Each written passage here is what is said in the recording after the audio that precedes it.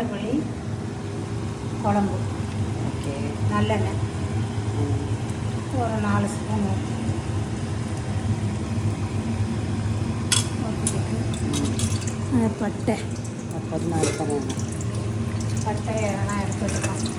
பட்டை இலையில இப்போ சோம்பு, வெந்தயம்,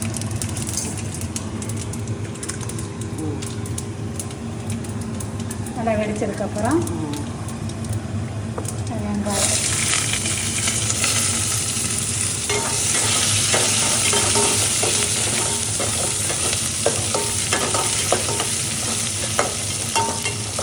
நாட்டுக்கோழி குழம்புக்கு ஆமாம் பட்டை சோம்பு எல்லாம் போட்டு நல்லா வேணும். வெங்காயம், சின்ன வெங்காயம் நிறையா போடணும்.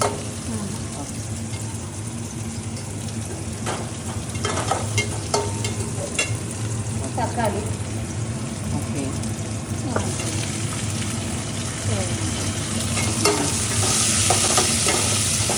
கொஞ்ச நேரம் ஆனாலும் இந்த தக்காளி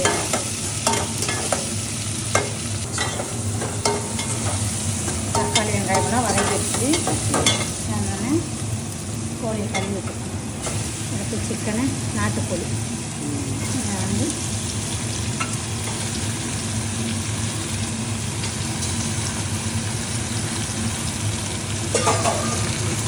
வதக்கி வச்சுக்கணும். இப்போ வந்து இஞ்சி பூண்டு போட்டு சோம்பு சீரகம் அரைச்சி வச்சுக்கோங்க. ஓகேண்ணா.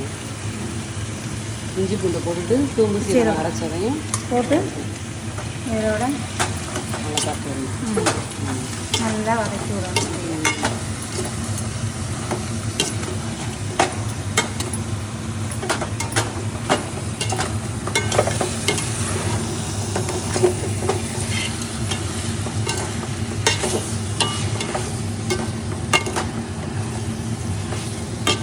நாட்டுக்கோழி குழம்பு இந்த ஒரு ஸ்பூன் மஞ்சத்தூள்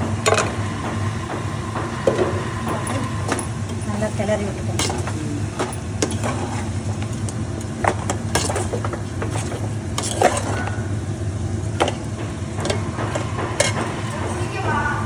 காரத்துக்கு ஏற்ற மிளகாத்தூள் 2 ஸ்பூன், மல்லித்தூள், மஞ்சத்தூள், மிளகாத்தூள், மல்லித்தூள் அரைச்சி 2 ஸ்பூன், 2.5 ஸ்பூன் போதும்.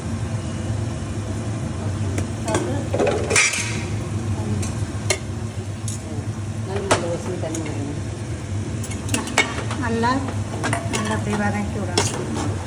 வதக்கி விட்டு உப்பு போட்டேன். உப்பு போட்டு தண்ணி ஊற்றுறேன். உப்பு போட்டு தண்ணி ஊற்றணும். ஆமாம், அந்த அரைச்சி வச்சுருக்க தண்ணி எடுத்து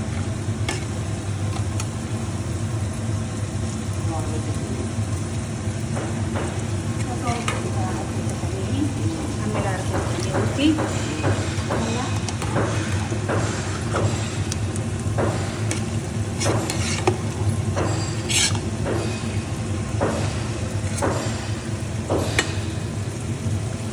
நல்லா வேக வரும்.